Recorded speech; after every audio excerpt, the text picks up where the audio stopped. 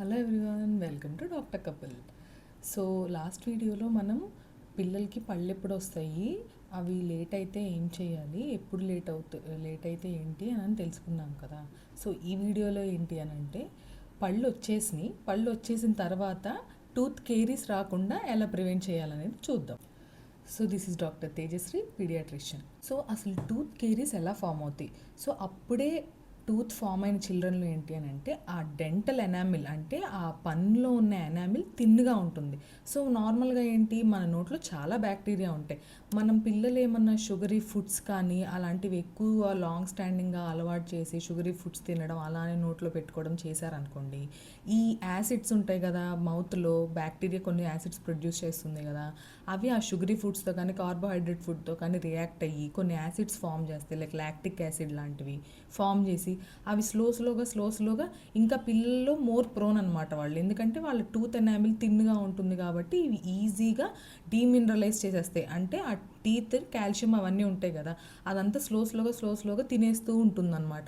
ఇలాగ ఫ్రీక్వెంట్గా మనం ఏం చేయకుండా లాంగ్ టర్మ్గా ఇలానే కంటిన్యూ అయిపోతే స్లోగా అవి డీమినరలైజ్ అయిపోయి స్లోగా క్యావిటీ ఫామ్ అయ్యి అల్టిమేట్గా బ్లాక్ స్పాట్ లాగా ఫామ్ అయ్యి దాన్ని డెంటల్ కేరీ అని అంటాం అనమాట.